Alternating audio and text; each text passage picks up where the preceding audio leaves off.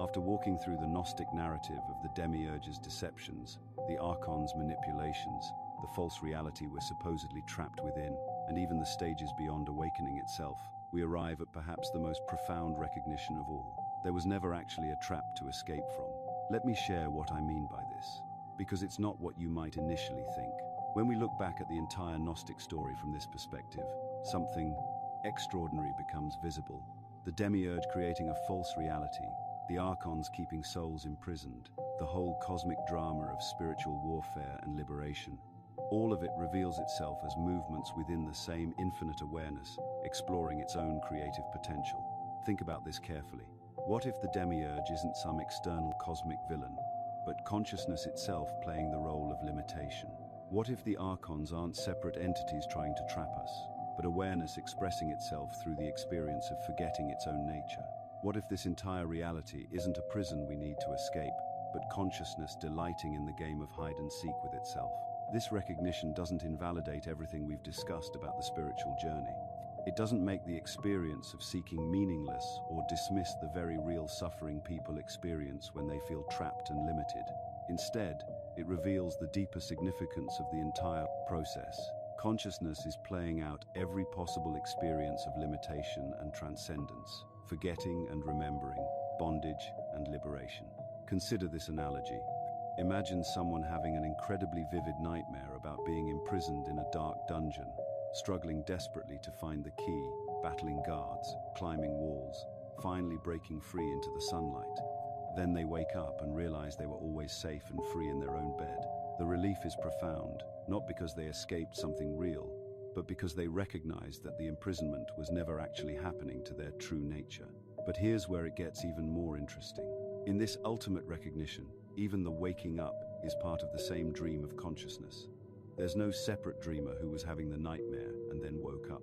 There's just this infinite awareness expressing itself as both the experience of being trapped and the experience of liberation, as both the seeker and what is sought, as both the question and the answer. The peace that comes with this understanding isn't the peace of having escaped something terrible, but it's the peace of recognizing that there was never anywhere to escape to because you were never actually trapped. Your essential nature, this aware presence that you are, was never touched by any of the dramas it appeared to be caught up in. This naturally generates profound compassion for all beings who are still caught in the experience of seeking and struggling. But it's not the condescending compassion of someone who has made it looking down at those who haven't. It's the recognition that these other seekers and strugglers are other aspects of the same consciousness, playing out different chapters of the same infinite story.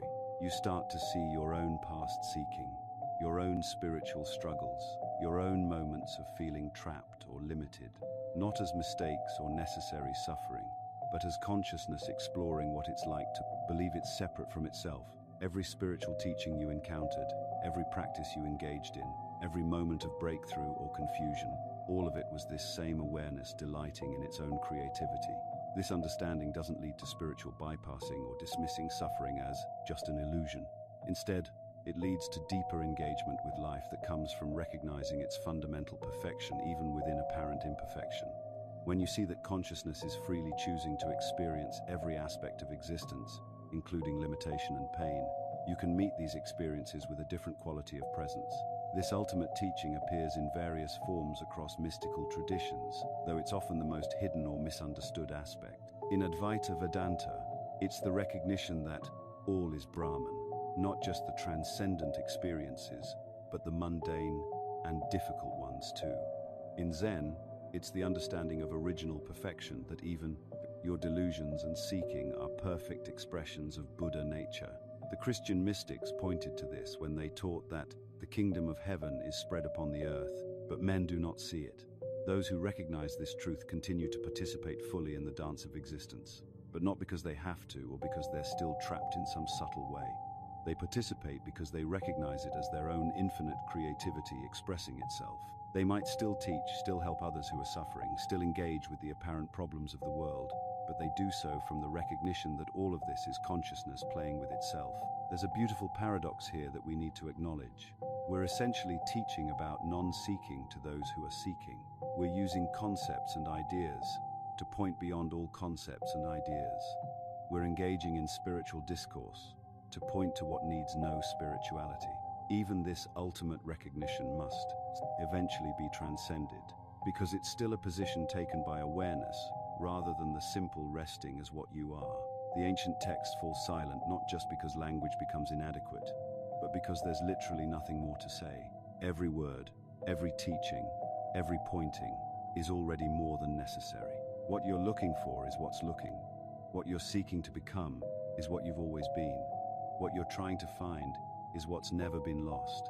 This doesn't require any special knowledge, any particular practice, any specific experience.